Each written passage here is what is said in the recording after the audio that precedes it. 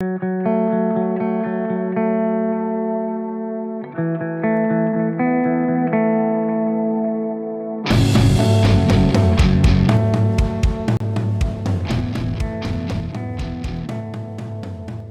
everyone, welcome to the Mind of a Skeptical Leftist. I've got another great interview for you. This time around I talked to Dr. Edwin Hodge, who's a professor of sociology, who specializes in extremist groups. I wanted to talk to him about the anti-mask and anti-vax movement and how it overlaps with the far right and white supremacist groups. Now, we focus a lot on Canada, but the conversation does kind of cover a little bit of other stuff, and it made me think quite a bit about how people misunderstand freedom and the constitutions that kind of lay out our rights and freedoms within our countries. So that leads me to what I was thinking about for an introduction this time around. And I want to briefly talk about what is and is not wrong with the freemen on the land or the sovereign citizen movements. So first, I want to start off with what they get wrong, because they get pretty much absolutely everything wrong, as long as it has to do with the law, legal loopholes, constitutions of whatever country they happen to live in, and basically everything they think about how one interacts with the state. They're also totally wrong when it comes to things like private property, capitalism, the Fed, centralized banking, and money in general. This also includes cryptocurrency. Cryptocurrency won't save us. I'm sorry, I know crypto leftists like that, but it's not going to work. You cannot save the world by using a currency that takes more carbon to produce than current fiat currency. You just can't do it. Let's see, what else is there? The gold standard hasn't been a thing for a very long time, and money wasn't inherently better when it was attached to gold. Money is bad. Money is an illegitimate kind of system. Cash isn't any more meaningful when it's on paper than when it's digital ones and zeros. It's all illegitimate, and it's all a tool that's just used to measure value in a market system. And of course, market systems are not inherent. They are necessary, but they are not sufficient for capitalism. Capitalism is more than markets, and markets are a separate entity that are part of capitalism, but also part of other systems. But that also is a huge discussion that I don't know that I have the time for. But if you're like me and you think that value ought not be determined by markets, or that money is the wrong way to determine or measure the value of things that we all need to live, then cash or digital currency, no matter what it is, it's all nonsense. Edwin, Dr. Hodge, and I get into it a little bit, but many of the sovereign citizen types are basing their views on an American-centric understanding of rights. Most of those from Canada haven't even read the Canadian Charter of Rights and Freedoms, and that's a pretty big deal if you're going to use that as the basis of your arguments. But one of the things they have right is that the countries we live in, the states that we exist within the borders of, are run by corporations. One could make a reasonable argument that states exist in the same way that corporations exist and are legal entities meant to benefit some while exploiting others. If they made those arguments, then I would agree with them, perhaps. They don't, of course, make those arguments. Sovereign citizens in the U.S. argue that the country is actually a corporation and therefore has no legal power over them. And this is just a fundamental misunderstanding of what gives a state its power. States hold power and legitimacy insofar as they are supposed to work in the best interests of the citizenry. Corporations are only beholden to shareholders, whilst states are supposed to be beholden to those who live within their borders. In practice, of course, we know that states are much less legitimate than that, but they still maintain a level of that legitimacy as long as enough of the population believes that they are serving in the public interest. America in particular is showing who it really serves, and capital and corporations, and it's losing legitimacy in the eyes of the public in many ways. This is why we see the uprisings that we do. On one hand, you see uprisings on the left from Black Lives Matter because the power that the state is using to oppress people of color, black folks in particular, is it's showing the illegitimacy of that state. And on the right, you have a variety of nonsense ideas that lend, but they all are tied on some level to the idea that the state is no longer legitimate because of the interests that it serves. Even those on the right are seeing the state in much the way it truly exists, as a tool for those with power over those without, with a police and a military who will enact violence on those who push back against the state. Canada isn't far behind, and many countries have had uprisings the last few years, and people are seeing the oppressive state as a tool for the wealthy and the powerful all over the place. One of the things that sovereign citizens get right is how the state apparatus isn't actually worthy of legitimacy. They understand that the monopoly on violence is illegitimate. They get that coercion is bad, and that we ought not let the state dictate to us what we do with our bodies, or that we ought to be able to move freely or trade without interference. The trouble is that they think that this extends to things like health orders. These things, I'm not going to pretend that health orders, they do present a bit of trouble for anarchists who believe that the world should be without states. We will need to find a way to get everyone to take the health of those around them seriously and to accept scientific data. I personally think that this will be easier when there is no such thing as big pharma. But we will still need to contend with issues like this until we have established a new order where corporations aren't driven by profit and people can actually learn, accept, and trust scientific findings about medicine and health. I've said it before, and I stand by it despite it being an apparent contradiction with my other values, but nothing turns me into an authoritarian quite like talking to anti-vaxxers. Just get the fucking vaccine. In the same way that sovereign citizens think that they have found loopholes in the legal system that they can exploit, anti-vaxxers with no actual research skills think they have found a way to debunk scientific consensus. I think that the same mental faculties are being used in these two groups, and that's why you end up with such big overlap in ideas. One of the keys here is that neither of these groups is an expert in the area that they're discussing, and they ought to listen to those who are experts in those fields to inform their views. I'm no fan of the law, but I listen to lawyers when I'm forming my opinions about laws. I'm not a fan of big pharma, but I trust research scientists when they're discussing certain things. And I know that I don't have the knowledge to debunk or to counter the perspective of the scientific consensus. I will accept evidence as things change and as more comes out. If you can actually provide good logical reasons or good sound evidence as to why certain things shouldn't be the way they are, or one shouldn't accept certain consensus views, then I will change my views. As I said, though, one of the differences I see between the anarchist movement and sovereign citizens is that anarchists don't believe the state should exist, but we don't deny the reality of its current existence and the power that it holds, where sovereign citizens think that a type of state still needs to exist, but they don't believe in the legitimacy or power of the current iteration of states. That's why the sovereign citizens movement is so prevalent in Canada and the US, and you don't see a lot of that stuff in other parts of the world. Our states are actually very robust and powerful and weigh in on the daily lives of citizens a lot. And this results in a lot of pushback, but without a proper analysis of class, capital, and power. And the state holds, and it results in a nonsense set of ideas that contradict each other and rely on the state in order to subvert the state. Again, if it sounds like nonsense, it's largely because it is.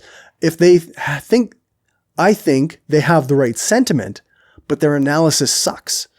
So they have no idea what to do next, and it results in a bunch of appeals to the legal system in order to avoid the legal system. Again, I understand that sounds like nonsense.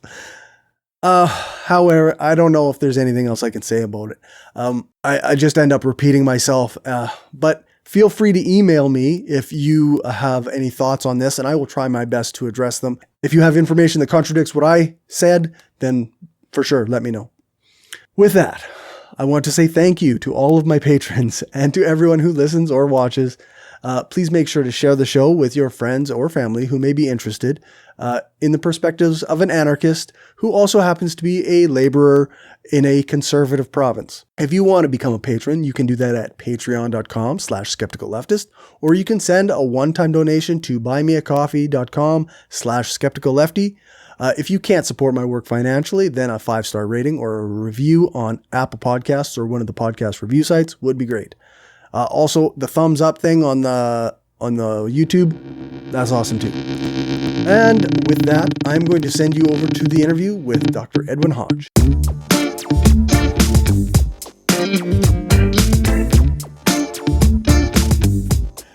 So I guess, hi and welcome to The Mind of a Skeptical Leftist, a podcast where I talk to a variety of people to promote critical thinking, progressive politics, and left-wing philosophy.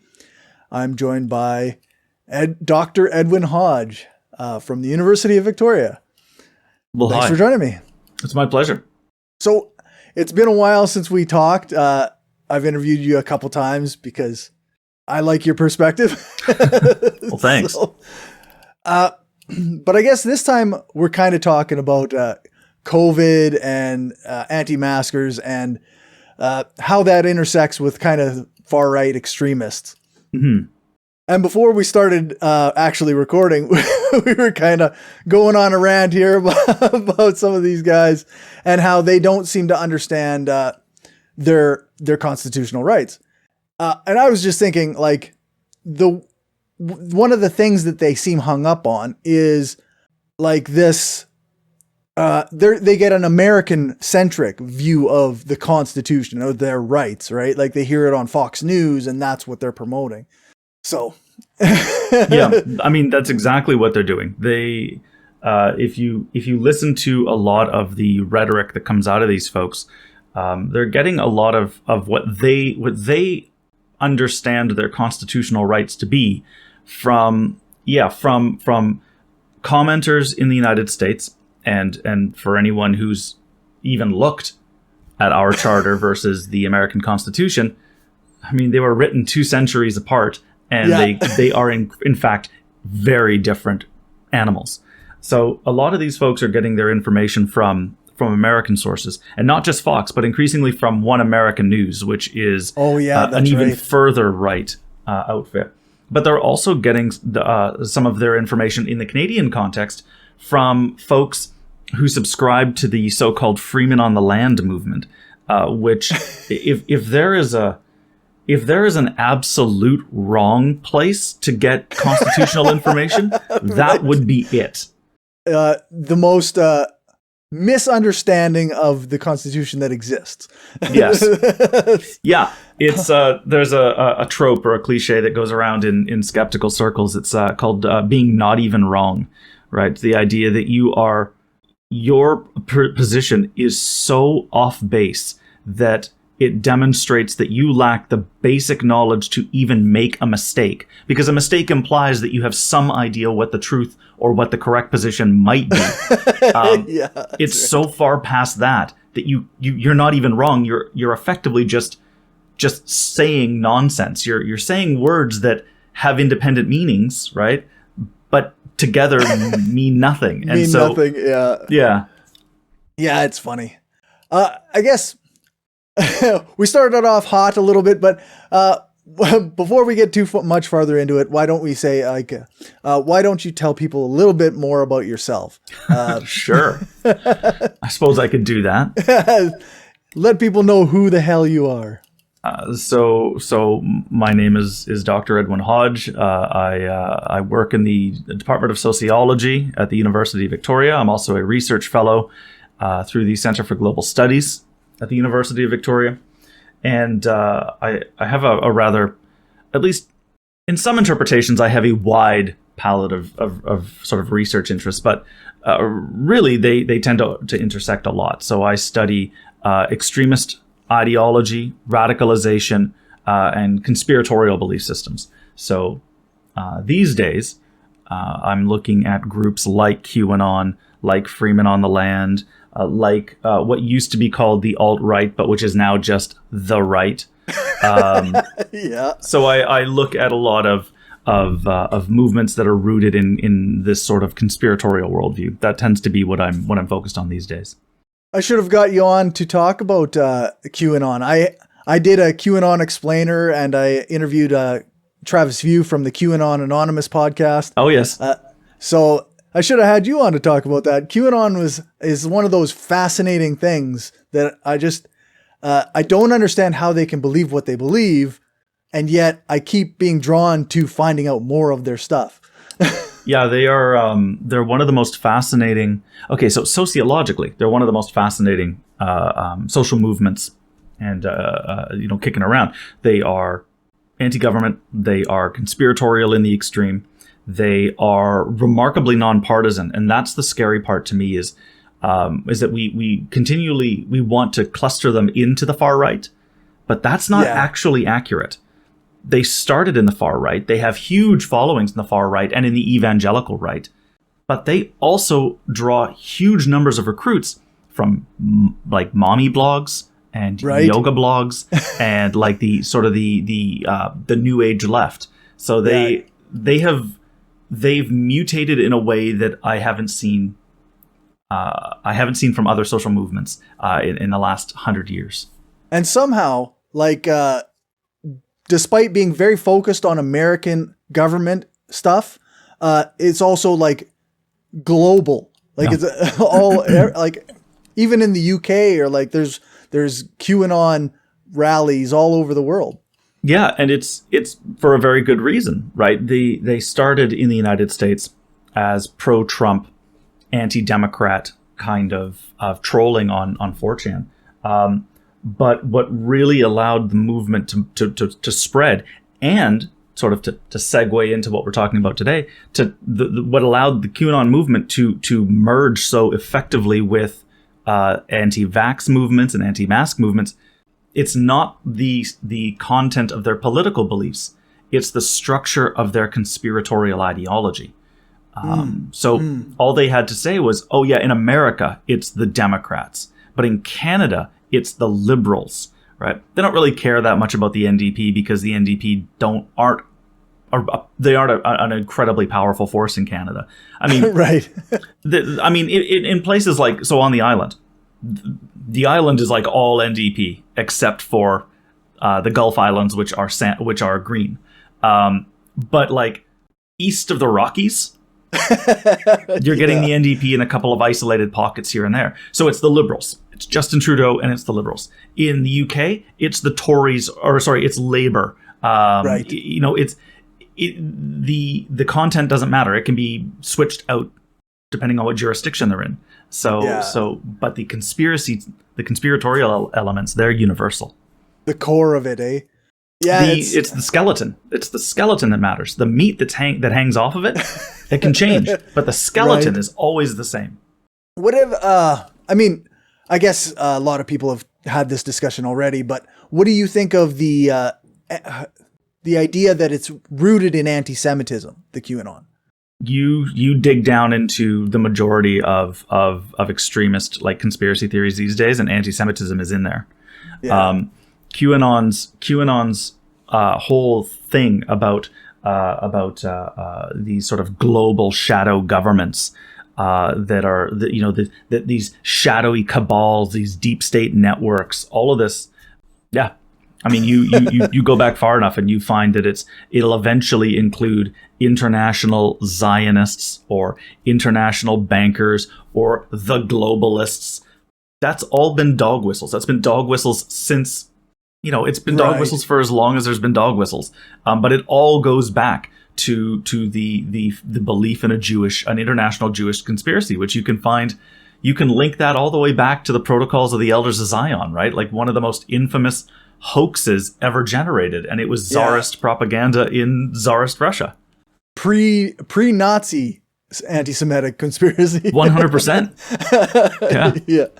I was listening to something and like even the Nazis knew that the protocols were fake, but they promoted it because it made people follow their ideology and they didn't have to worry about as much that way. Sure. They, the protocols were widely known to be bullshit czarist propaganda, even in the early 1900s. Like that was everybody knew. It's just it as you say, it's not about the truth, it's about propaganda. Yeah. Right? We can get into truth claims and the use of, so your listeners, viewers should Google Harry Frankfurt, his essay on bullshit. It is an academic treatise on the nature of bullshit, and It is probably going to be one of the best tools that they can get their hands on to help them understand where we are today. Okay, interesting. I will definitely have to look that up. So I guess initially I wanted to get your take on the anti-mask movement. So I guess if it doesn't matter how true what they think is, similar to these other conspiracies, like where does this stuff kind of come from? I mean, a lot of it is coming from pre-established or predispositions these sort of this position that says that the government is bad, right? That whatever the government does is bad. The anti-mask. I can get on board with that. Yeah. Oh yeah, sure. I mean, yeah. I'm not gonna sit around and say the government's great.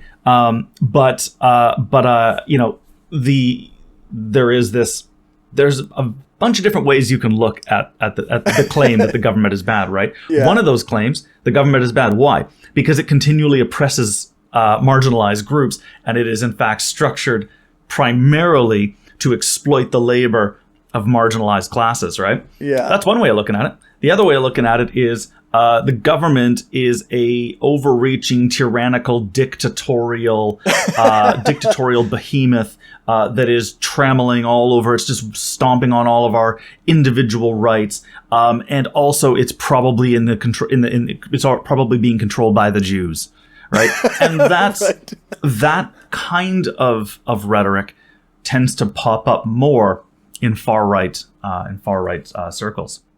So the anti-mask movement started, so epistemologically, sort of in terms of how its knowledge is structured, it started in that kind of predisposition. Where did it actually start? In the politicization of the COVID epidemic by right-wing politicians in the United States.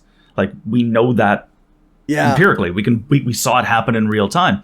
Mask mandates weren't a thing. They weren't a problem until the Republican Party and guys like Ron Johnson and Ted Cruz and Donald Trump and all of his supporters and sycophants decided that wearing a mask and then getting a vaccine was a political purity test. It was a litmus test.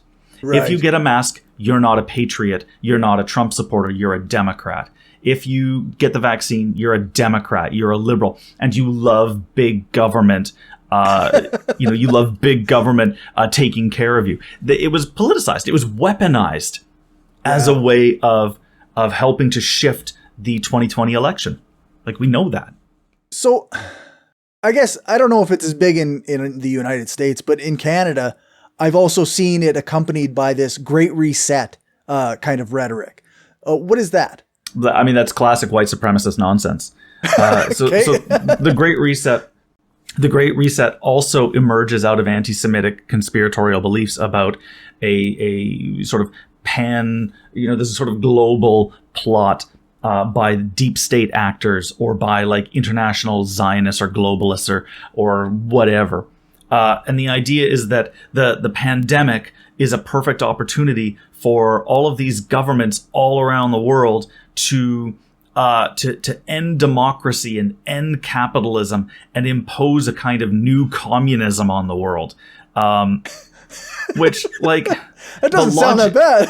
Yeah, I mean, I am all for seizing the means of production and reuniting workers with the product of their labor. But the way that it's constructed is that these governments are somehow going to benefit from annihilating their own economies and imposing a new one, which, of course, the logic doesn't actually work, but it doesn't have to work.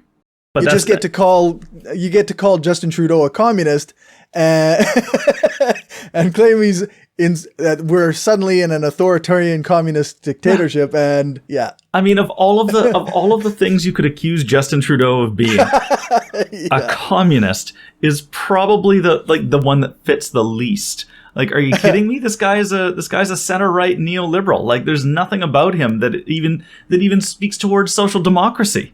No, that's right. Yeah, it's I've had a number of people unfriend me because they were calling Justin Trudeau a communist, and I was like, this is absolute nonsense. Yeah, like, where is Justin Trudeau calling for the collectivization of say, like, agricultural industries or the, like, where?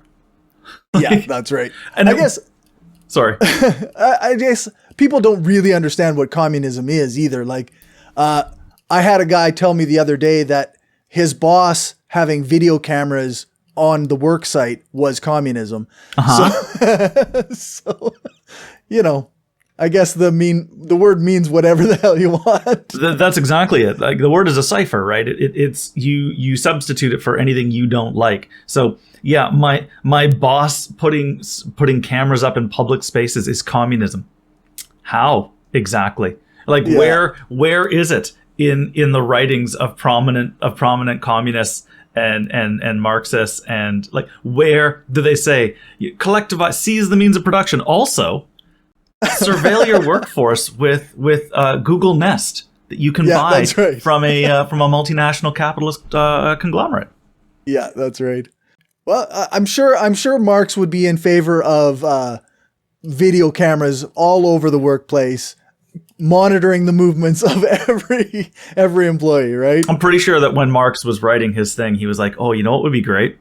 If I could create sort of a panopticon and just observe everybody. Because in Marx, that's what was going through Marx's mind. And Engels was like, let's do that. Yeah, let's do that. Also, 100%. Let's create a capitalist economy and then just annihilate it, thus annihilating the foundations of our own power. To own the libs or whatever. Like, it's or whatever. Yeah, it's so bonkers to me. Yeah, one of the other things that I've sort of seen within the anti-vax or anti-mask stuff is just a flat out denial that COVID is even existing. So how can, like, I don't know how to wrap my head around the explanations they have for the number of people who have been sick and died and all this. Like, I just don't understand. Like, I don't know. Yeah, this is part of how you construct an alternative worldview, right? So the way that they do it is actually pretty clever, right? You say that COVID don't real. And then you say, okay, but COVID very much do real. Like, it's around, like, look. Yeah. And their response is, okay, well, those numbers are lies. And you say, but how can they be lies? Like, there's bodies, like, you can see them. And they go, oh no, those are put on display. They are, or hospitals are being paid. Hospitals are being paid to inflate their COVID numbers so they'll get more COVID funding. Which, again, like, what? Like, no, that's not how that works. Or they will simply say, oh yeah, no, it's just like the flu, or it's whatever. So there's always going to be a fallback position for any time you refute a claim that they have, right? So if you say, well, no, like, here's the data that clearly shows that COVID is a thing that exists, and they'll say, okay, fine, it exists, but it's not as bad as you think. And you say, okay, but here's the data that shows that it is very much as bad as you think, and in some cases might actually be worse than you think. Because governments, even in BC, there's been the critics are looking at the numbers and going, are you actually counting all of the COVID deaths, or are you playing with those? Are you massaging that data a bit? Right. And their response will be, nope, governments are lying about that too. They're saying that everything, if you go into a hospital and you die from septic shock because you had got in a car accident and you got blood poisoning or whatever, they'll mark it as COVID. And you say, okay, but that's not true either. Like, look, you can see the data coming out from the CDC or from the government sources, and they'll go, there's your problem. Trust in the government. Yes. You're a sheep. Yes. And you're just like, okay, so what would actually work for you? What evidence do you need? And the only evidence that they'll go with is, I need to do the research myself. And then you say, well, are you a virologist or an immunologist or an epidemiologist? And they go, all those words sound stupid. I just know how to Google. I have reason and common sense. And then you go, yes. Oh, all right then. Reason and common sense. Those are, yeah. The appeal to common sense is so annoying. It's so annoying. You just want to be like, yeah, but common sense on a lot of things is wrong. And like, yeah. You can't just, if you're going through life relying on what everybody else thinks, doesn't that make you the opposite of a free thinker? Yeah, which one of us is the sheep? Exactly. Yeah. Not that I like calling people sheep, but yeah.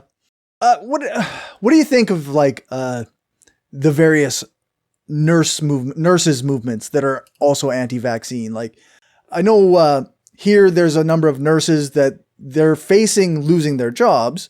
And I'm like, okay, yeah, sure. That makes sense. But then there's a nurse shortage and overflowing hospitals. So I guess where do you think the balance lies there? I mean, I think we have to be pretty clear.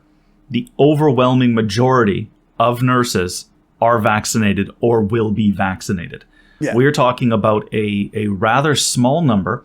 And in some cases, when we are looking at, so in BC there was a nurses movement, but it wasn't a nurses movement, right? There were people who were LPNs, right? Okay. Who are not RNs. They're a different kind of nurse, but they're not the ones, who are primary care. They're sort of support staff. And there was like 2 or 3 of them.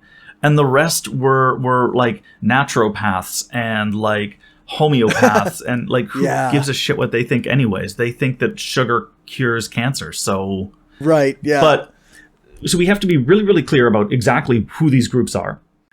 We also have to be a little more skeptical when we hear claims like, oh yeah, nurses are striking. Are they nurses? Right? I can get scrubs. I could wear them. Yeah, that doesn't make me a nurse. I could say I'm a nurse all over Facebook. That doesn't make me a nurse. If I say that I work in healthcare, is that the same as saying that I'm a nurse? Because so do receptionists. They work in healthcare. Yep. So do the greeters at the doors of... So do the greeters that work at the doors of the hospital. They work in healthcare, but does that make them nurses? So we have to be skeptical about those claims. Yeah. And then once we... then we get the second part of your argument, which is, well, we have a chronic nursing shortage.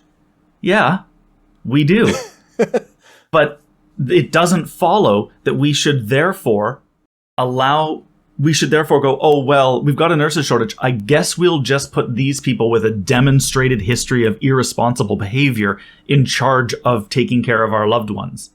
Like, these aren't just fungible bodies that we just pull out and plug back in.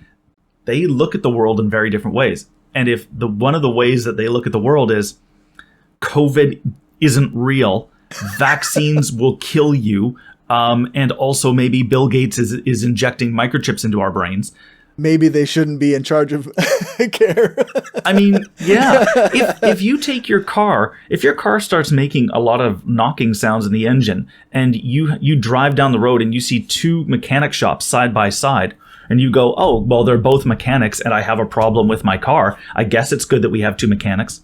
But one of the mechanics, when you drive in, says, oh, yeah, no, it's gremlins. The problem in your car is gremlins. These little tiny guys that run around with little tiny hammers and they hit the side of your engine. To fix it, we just need to douse it in salt because gremlins hate salt. Well, guess what? You don't have 2 mechanics. You have 1 mechanic and 1 nutter.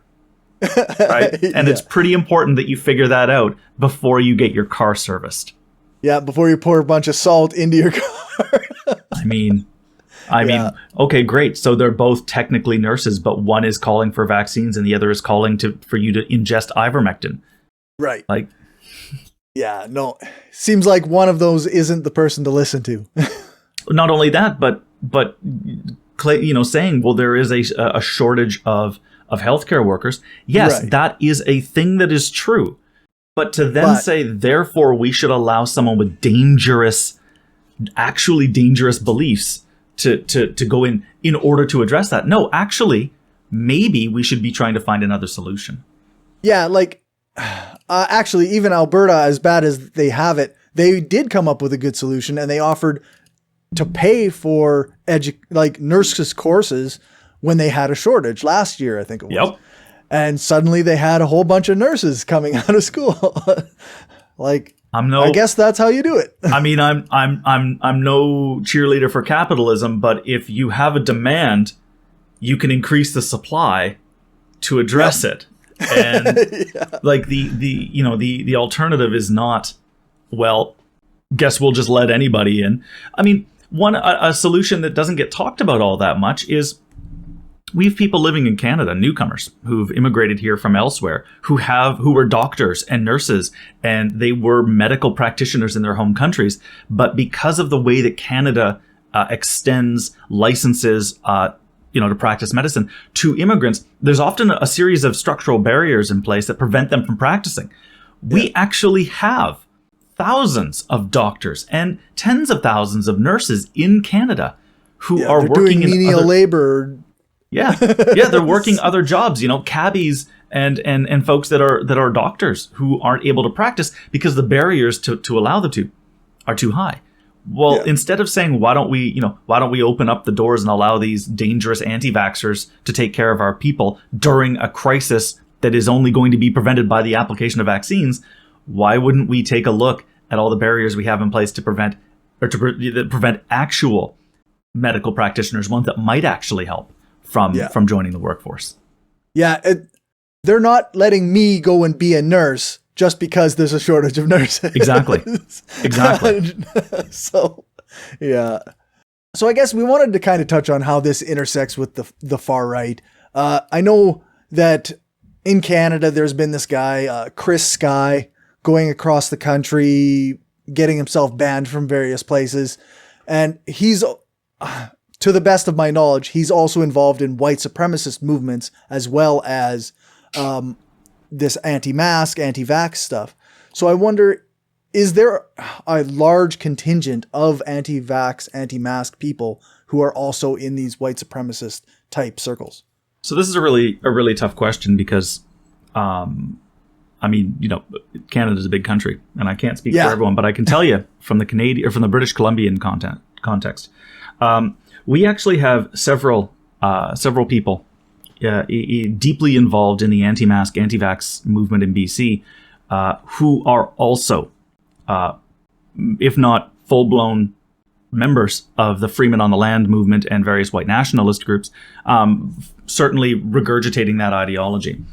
So one of the guys that's involved in the anti-vax movement in BC is and one of the ones that led anti-maskers and anti-vaxxers to enter elementary schools and high schools in British Columbia, thus forcing all the schools in the district into secure and hold protocols, right, into lockdown. Right. He was the same guy that trespassed into the village of Lytton, which is a horrible wildfire came through in the summer, burned out like 90% of the village. It was just a tragedy. Wow. And he snuck past the barricades and got into the city and started live streaming to Facebook. And he was claiming that all of the destruction, it didn't look like a wildfire. It looked like a spaceborne laser.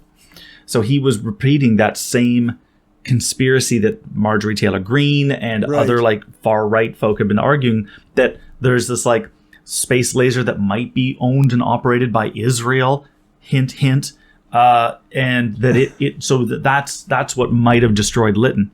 And so this is a guy that is now deeply involved in the British Columbian anti-mask and anti-vax movement, and he's not the only one. One of the guys that's running that's deeply involved in the Kelowna anti-mask, anti-vax movement, we know for a fact he is a notorious Freeman on the Land and a notorious white nationalist. We know this because he showed up. He was name dropped in like a landmark case against the freemen on the land in Alberta. The judge wrote this like 200 and something page like primer on the movement, and he name dropped this guy as like a paid up member. You've been singled out by the judge who tells you your movement that they're wrong. Exactly. Yeah. So in British Columbia, we know that there are these deepening ties between the anti-vax movement, which historically started on the left among college-educated suburban white mums. That was the right, and then now it has been linked to groups like QAnon and to these Freemen on the Land groups, which is one of the reasons why we're seeing a new tactic among anti-maskers and anti-vaxxers, which is the act of serving people these pseudo-legal documents, notices of liability or notices of that you're involved in crimes against humanity or whatever. Yep. Yeah, a couple people tried to do that at a pet store here in Regina, and they said, if you don't allow us to be here, then we will come back with something else. We're going to come back. Yeah. And I was not sure what exactly they were going to do when they came back. Like, they have zero power over anything, but. Well, I mean, that's the fear, right? Is when they say we'll come back. Okay. To do what? Well, for most of the members of the movement, that means they'll come back and shout angrily and scream at people and carry a sign and maybe in extreme cases rip their masks off, right? Try to rip other people's masks off. But there's a small cadre within these movements where coming back means breaking windows or torching the place or right. We already see that there is this escalation in strategy. In BC, these folks they started by lining the streets and carrying signs. Right. Then they started picketing in front of hospitals. But they didn't just stand there silently picketing. They screamed at and harassed healthcare workers. They attempted to interfere with emergency vehicles that were coming in. They were harassing and intimidating patients as patients were walking in for things like cancer treatment or non-elective surgeries, right? People who are immunocompromised, they need to wear a mask. Even if it wasn't COVID, they'd be wearing a mask. They were being harassed and screamed. So we see this escalation. And then we see a smaller group go into public schools. And in Canada, part of our cultural makeup, part of the cultural values of Canada is you don't mess with kids. Right, you leave them alone. You do not involve them in your politics. Yeah, there's only a few groups that feel the need to do that. One of them are parents that are involved in white nationalist movements. Another are parents who are deeply involved in anti-abortion movements, who will bring their kids out. But now we're seeing folks in the anti-mask and anti-vax movements not just targeting. Are not just using kids, they're targeting safe spaces for children. They're forcing them into lockdowns. These kids were terrified. Of course. Right? They're weaponizing they're weaponizing children's fears against their parents, right? To pressure their parents into stopping vaccination clinics, into stopping, mask mandates. Yeah. That's pretty wild. I know sometimes the rhetoric online doesn't match what a person sees in real world. But there's been a lot of people arguing that my kid shouldn't have to wear a mask at school, or my kid shouldn't have to be doing this or that. And I guess some of that is the same stuff as I used to hear from just regular anti-vaxxers. Sure. But it does seem to have a different flavor to it in the current climate. Yeah. I mean, a lot of the anti-vax arguments back in the day were things like, I don't want my kid having the MMR jab.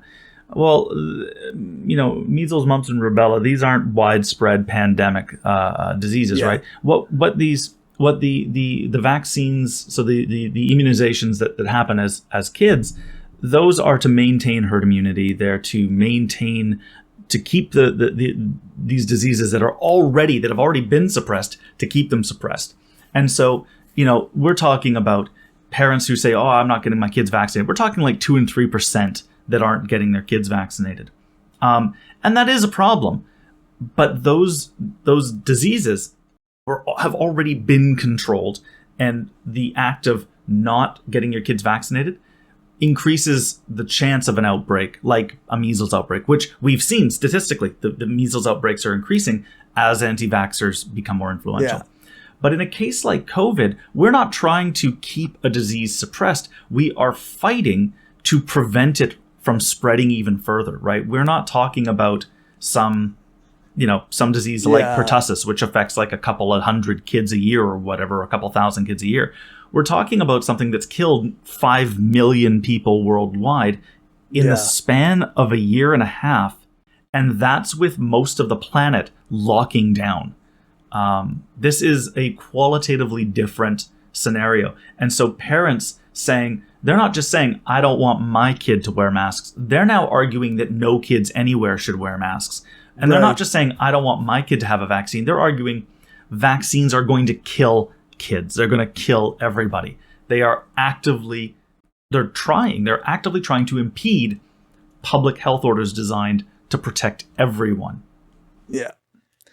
Yeah. And I guess, and in some cases, you have people in power actively placating these people and saying like, hey, yes, we'll open wide up and not have any restrictions. And then when the numbers start getting out of hand, like they have here, then you suddenly get like, oh, well, now you have to have a vaccine to get into places. Yeah. And now everybody's mad about that.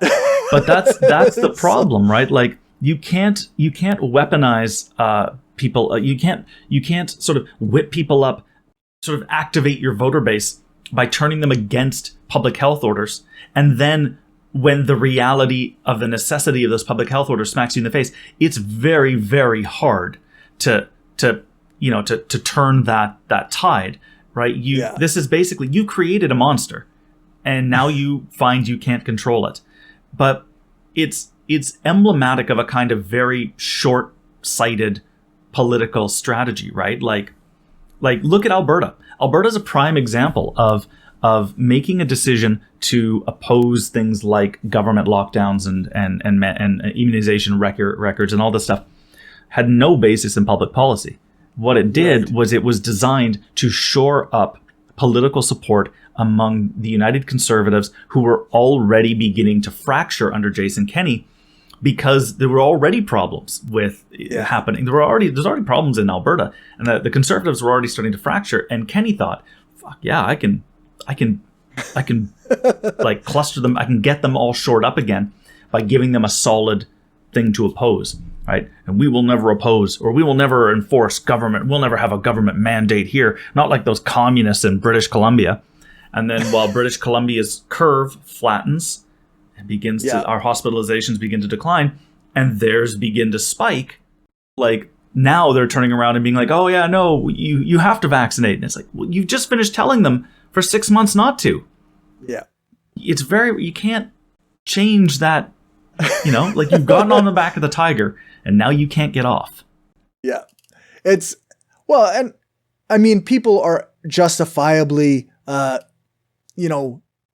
disbelieving when the very same government who has told them previously not to worry about it, now says, "Oh, we have to worry about it."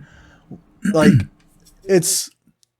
which is why you should never have done this in the first place, right? Well, this is it. This is why you had all these public health experts, you had all these epidemiologists and politicians, right? The ones with a little more foresight saying, this is a bad plan. If you start weaponizing, if you start telling people, don't do this thing, you can't change 6 months later and be like, oh, by the way, do this thing. And we actually see this.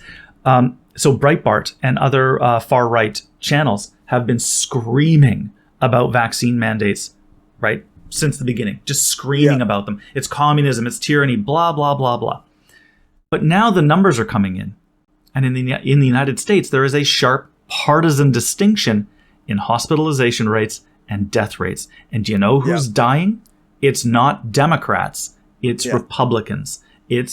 And so now you start seeing these exact same people who for months and months and months have been screaming about vaccines, now trying this really weird kind of like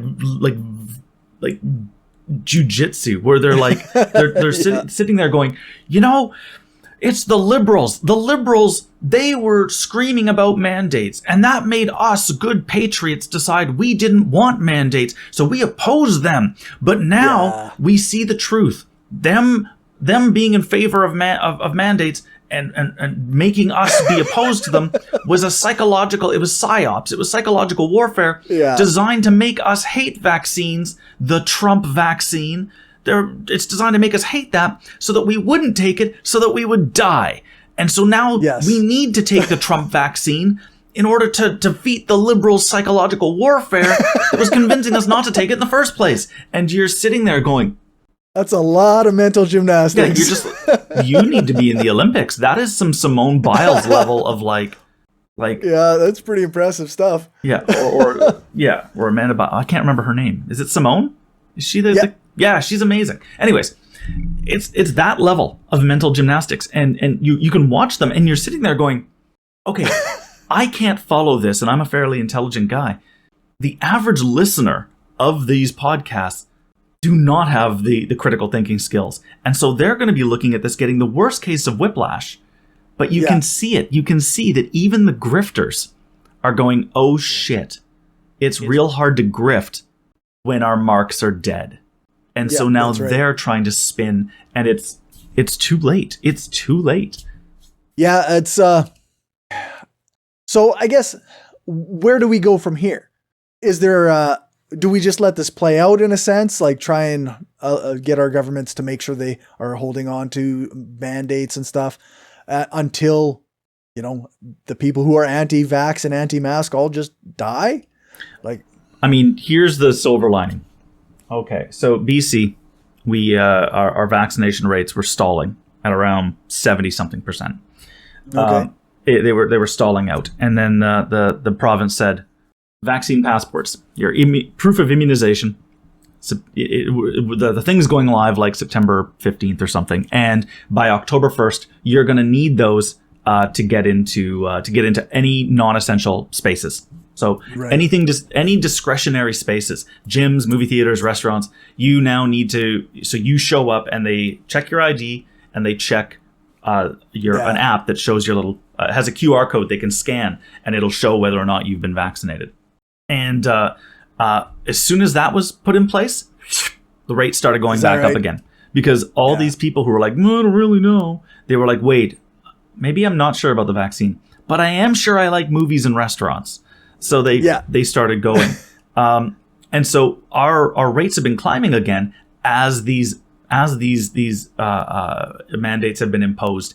And the government has basically stopped playing and just been like, nope, this is what we're doing. Like, and we get, scattered restaurants here and there that are like, nope, we're not compliant. We're not going to comply. We're not going to do it. And it's like, well, I mean, the thing you got to remember is that in BC, like 80% of the population are vaccinated or at the very least have the single dose and are well on their way to getting the second dose. Yeah. You're basically telling 80% of your potential customers, we don't care about your safety. Yeah. That's not going to play well for you. So the silver lining is that as these mandates are imposed and as the government signals that they're not messing around, the rates go up.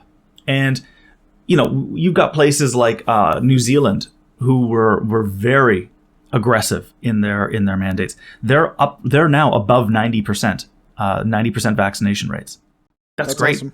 And we already see that the government they're not in BC. They're not messing around with these anti-vaxxers. They, as soon as Health Canada approves the vaccines for folks 5 and up, the government has already said, vaccine clinics are going to be popping up everywhere.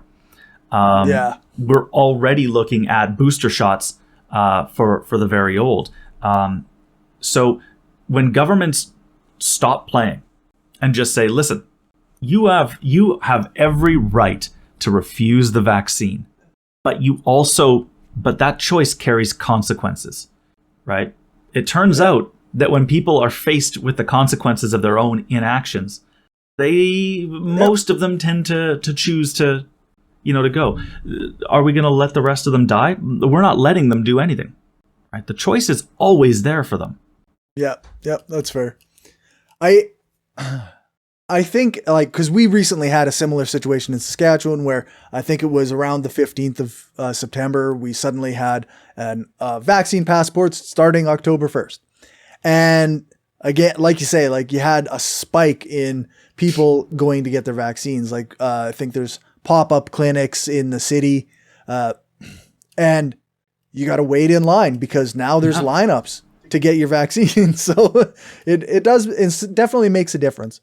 But I guess, as I was saying before the show, like the place where I work, which I don't think anybody knows where I work, but I don't think it's on anything public. The place where I work said, okay, you have to have your vaccine. You have to be vaccinated. And there's a number of guys who are saying that they're absolutely going to refuse. And it's interesting to like, I wonder on some level what the businesses are actually going to do, because some businesses they can't actually fire you. Mm-hmm. Or else they'll just have nobody in that position because they've already short-staffed themselves so much. There's nobody to fill in. Yeah. So I'm kind of left wondering, like, you can say, yes, vaccines are mandatory, but unless you actually have the teeth to back it up, like it doesn't mean anything. Yeah. Yeah, and this is the other side of the equation that is difficult, is that of enforcement, and so you know, you can use bylaw enforcement officers, you can use the police if you have to, you can use fines, but the government can also do things like refuse to renew a business license. That's true, right? Yeah, and the thing is at some point, governments have to make that decision. How important is it to, which are they supposed to protect? You know, the small business owner or the population at large? Yeah. And it depends, depending on the political and ideological orientation of the government, you're going to get two very different answers. So governments really do have to make a decision. And what we're seeing in some cases, governments that are swayed by evidence, right, and are a little more, thinking a little more long term, they're looking at the data and going, oh, it actually makes good economic sense to vaccinate, right? Like, we're looking at the jobs numbers in Canada. We're seeing jobs, employment numbers are doing well. The economy seems to be bouncing back a little bit. And there's going to be holdouts and people who are like, well, we can't afford to fire. I mean, that sucks. But that's on if we live in a capitalist economy, it's on the business owner to incentivize their workers to get this done, to get vaccinated. And like, there's also the cost benefit analysis. Okay, great. So you've got a couple of dudes that are like, I'm not going to get vaccinated. Cool. Well, if they get sick, they're out anyways. And that's true. And not only are they out, but everybody else is too. Like, if a business ends up with a COVID positive test, the business doesn't just open doors next day, right? It has to go through, has to lock it down. People have to go into isolation. It's a whole thing. And this is part of the challenge, right? Is not only convincing people that the data is convincing the skeptics and the holdouts and skeptics. The vaccine skeptics, convincing the holdouts that the data isn't on their side. That's one challenge. The other challenge is getting them to think far enough ahead to see what the long-term consequences of decisions made right now will be. Like, right, yeah. Well, which is another tough thing to do in a capitalist society when everybody's looking at the next quarter only. They don't look at the long-term project and see what's happening. But it's and this is we can see globally. We see examples of countries that are ostensibly capitalist that make smarter decisions. Like, look at, is it Norway that they, when they started getting a lot of earning a lot of income from oil and gas exploration. They, instead of just immediately thinking about the short-term goals or short-term gain, they were like, we need to save against a rainy day. And they created $1 trillion slush fund with profits. Yeah. Like, it is possible to think ahead, but too many of our politicians and our business leaders are they have been very much socialized into this short-term thinking and short-term gains. So they do things like, oh yeah, no, I'll just keep wages at an absolute minimum so that I make enough money on the next profit or in the next quarter, rather than thinking, no, if I actually invest and take a smaller return, cut into my margins a little bit, but increase the wages that my workers are earning, they'll stick around longer. My training costs will be lower. They'll develop their own clienteles. They'll develop their own regulars. They'll begin to develop a kind of sustainable customer base. But they don't do that. They keep the wages low so that their workers are working 2 and 3 jobs so that they're not invested in anything because they can't be, because they're struggling. And then they don't understand why the worker, the second that something happens at the job, they're like, fuck it, I'm out. Yeah. So they're chronically dealing with staffing issues that has nothing to do with the workers. It has everything to do with them.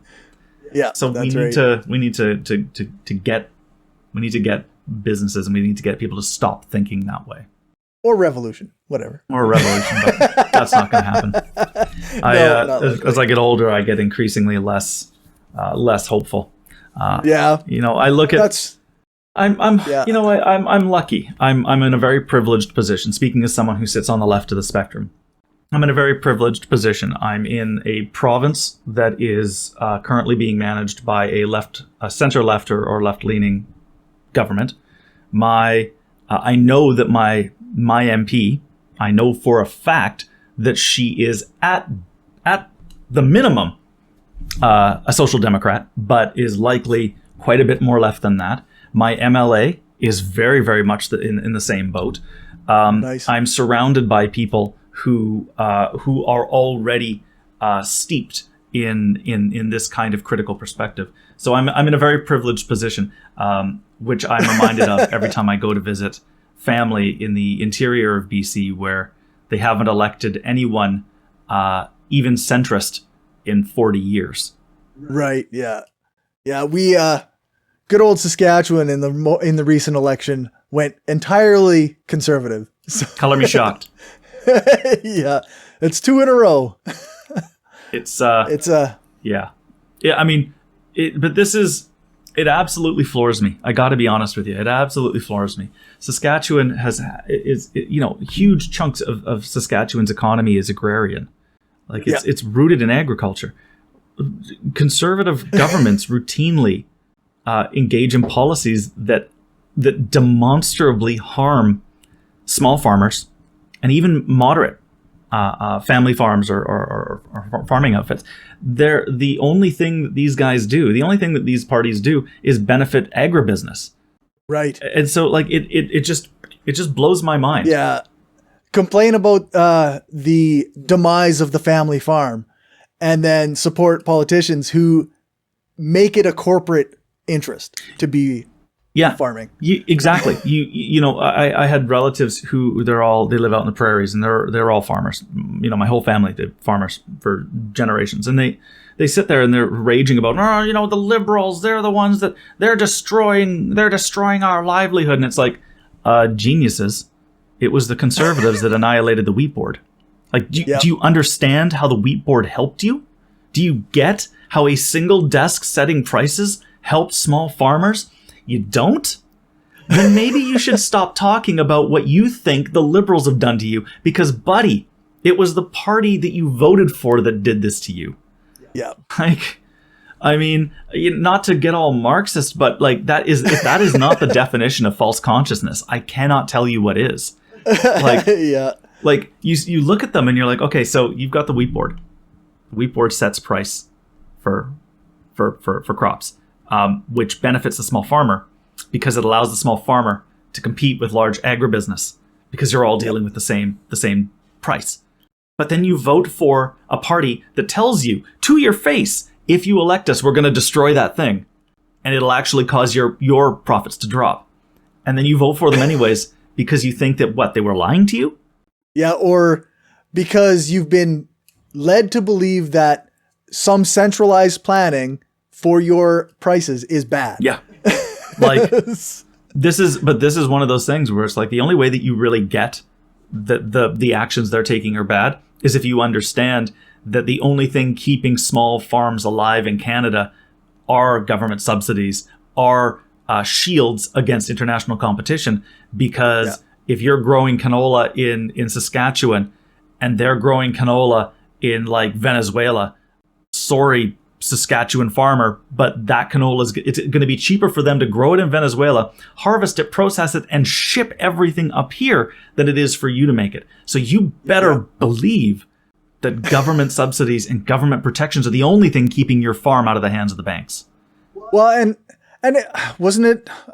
Correct me if I'm incorrect, if I'm wrong, but wasn't it also a conservative government that put in place like the deal where no government could subsidize farming except for the United States? Yeah. Like that was, I think that was Brian Mulroney. Yeah, that was conservatives in the free trade agreement. That was Republicans in the United States. Remember, Ronald Reagan in the United States rose to prominence as this like sort of compassionate conservative who was just like, yeah, I care about everybody. And one of the very first things he did in the early around 1980 was annihilate the farming, like basically the entire agricultural sector in the United States. His policies, gutting subsidies, opening doors to free trade, smashing labor movements and farming cooperatives, that had the effect of destroying the livelihood of tens of thousands of American farmers who lost their jobs and lost their farms overnight. And those farms, it's not like that land just disappeared. It was snapped up by agribusiness. So yeah, that's right. You end up with these like, what is it, like the Carlyle Group that controls like most of the of like slaughterhouses and like meat production in the United States. And the same thing happened in BC and in Canada, right? Conservative governments get in power. The liberals in BC, who are just the conservatives, they get in power and they pass laws and regulations doing things like making it mandating that certain standards have to be maintained for, say, slaughterhouses.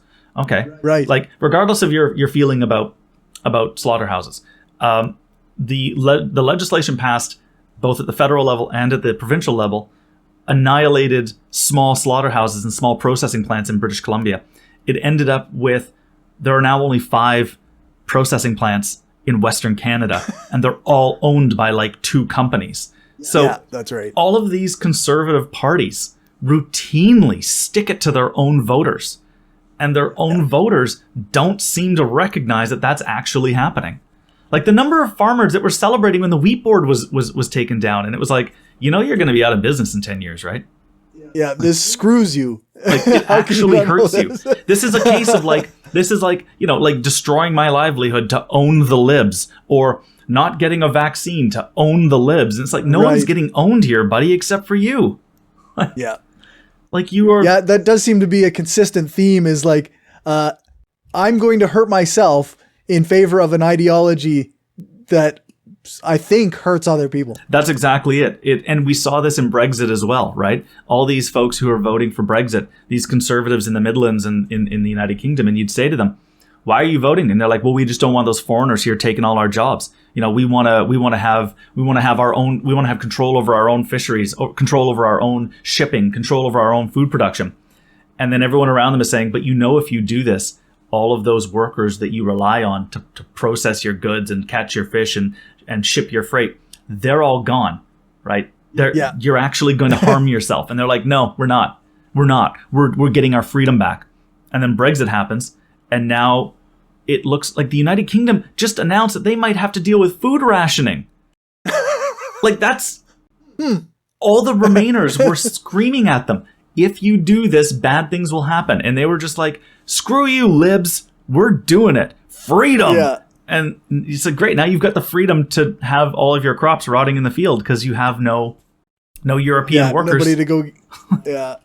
Yeah. It's just ridiculous. It's unreal to me. And you want to say to them, like, why aren't you seeing this? Yeah. It's, I mean, to be a little empathetic, it's hard for them to see it when everybody they watch and everybody they listen to is telling them the opposite. Oh, 100%. So 100%. Like if you look around and you see that every news channel in your hometown is Fox News. It was the same. I grew up in a small town, and everybody that you talk to, they all shared similar viewpoints, and they were, the majority of the town were small C conservatives. And so that was your worldview. And you couldn't understand like why you kept voting for the same guy, and he kept saying he was going to fix things for you, and nothing ever got fixed. Never fixed it. And you were like, well, why? And he was just like, well, it's Ottawa. Ottawa's the problem. And you're like, okay, well, I guess Ottawa's the problem. But you don't seem to make the connection that, no, wait, he's in Ottawa. He's Ottawa. He's been there for 20 years. How has he not fixed this for you? I see similar things with the attachment to the oil industry here now, is because everybody, like, so many people work for the oil industry, and it's become such a identity here that it's like people, like, they'll ignore any facts that are negative about oil industry or like climate change, like in favor of just keeping to do things the same as they always did, even though these big companies are still laying people off, and they're still, taking bigger profits, and they're abandoning wells that are leaching gas and killing livestock. It's even worse than that. They don't just ignore the negatives of oil and gas. They don't just look at and go, oh shit, yeah, like this is actually harming the planet.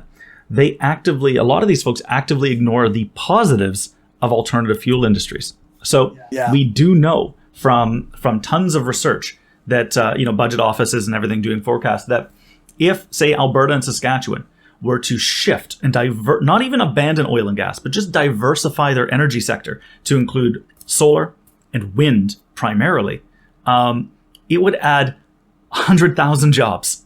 Like, it would add 100,000 jobs. Like it would be a net boon. But you're right, because people, it's not, the oil and gas industry isn't an industry anymore. It is an element of Saskatchewan or Alberta's identity. And so when you say the oil and gas is like, they're horrible. Like they're a horrible industry. They've known since the early 1920s that CO2 is a greenhouse gas. They've known since the 1940s and 50s that it's actually making the planet worse. We need to do something about it. They hear, you're attacking me personally. And you're just like, no, I'm not. But so they won't just say, I don't want to hear anything bad about the oil and gas industry. They'll tell you, I don't want to hear anything good about anything else. And that's I think that's some powerful socialization. Yeah. But I guess it's been a multi-decade propaganda campaign, right? 100%. So, yeah. And they have all the power, right? Like you've got, even the NDP takes money from oil and gas. Like they say they don't, but they do. The university I work for, they only just started divestment because their investment portfolio was like deeply enmeshed with oil and gas industries. And this is a university that prides itself on being like left-wing and progressive and critical. And here they are, right, benefiting from oil and gas. Yeah. I don't know. I guess we've been talking for over an hour. Let's do where can people find your stuff? Okay. So I tend to be a little bit secretive. So my only social media that you can really find me is you can go to WordPress and go to Sociology of the Weird. This is where I use the sociological imagination to investigate strange beliefs, things like new religious movements, conspiracy theories, alternative history, and pseudo-archaeology. I also have a weekly Twitch stream where I play video games and talk about sociology. You can find that at the Sociocalypse. So Sociocalypse on Twitch. Nice. I was quite happy to see that you're blogging again. Because I know that you had a blog a long time ago. I did. And then kind of abandoned it. So I'm happy to see you're writing again. Well, the death threats have subsided and the doxing has subsided. I haven't added a new death threat to my death threat folder for a couple of months now. So I feel like I can get back into blogging again. Good, good. I'm glad that the death threats have subsided. I'm sure they'll pick up again. Oh yeah, they always do, right? Yeah. But thanks so much for your time. It was great talking to you. My pleasure. Always a pleasure. All right, that's all, folks. Thanks for watching and or listening. Remember to share this show with your friends and on the social media site that you use the most. I want to say thank you again to everyone who supports this show on Patreon. It's really appreciated, and it helps me spend more time on this and my other projects when I'm not at work, so that I don't have to work as many gig hours. If you want to contribute, you can do that at patreon.com/skepticalleftist, or you can buy me a coffee at buymeacoffee.com/skepticallefty. If you can't contribute financially, then a 5-star rating and a review on your podcast app of choice or one of the podcast review sites like Podchaser would be great. If you want to find more from me, then you can check out the show notes or check my Linktree. That's linktr.ee/skepticalcorey. You can find all my social media stuff there, as well as links to my other shows, which include Skeptarchy, which is a panel show I do with some very smart people. From Many People's Strength, which is a show about Saskatchewan politics, and a new project I'm involved in that's called the Atheist, Humanist, Leftist, Revolutionaries with my friend Damien Marie at Hope. My Twitter is @skepticallefty, and my Facebook page is the Mind of a Skeptical Leftist. Or you can send me a friend request, which is facebook.com/cjbrainstorm. I accept most friend requests. You can also email me at mindofaskepticalleftist@gmail.com. And if you want to be a guest on the show or know someone I should reach out to, then feel free to let me know. You can book interviews in my available time slots on my Calendly, which you can find on my Linktree. Thanks so much for listening, and let's just all try to be kind to other leftists and to all people, and even if we think they're wrong. The battle that we are fighting is an uphill one and has many obstacles, and we will need all the confidence we can get.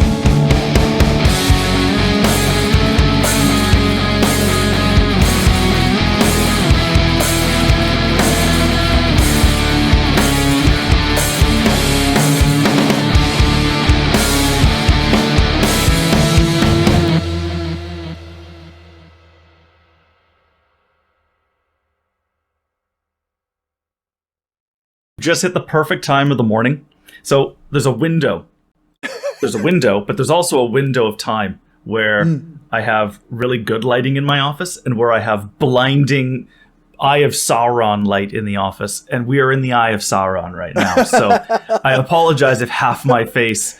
I'm like the Gets moon. I've got like washed this has got like the Terminator, right? I've got like the normal side and like the washed out side. But here we are. That's all right.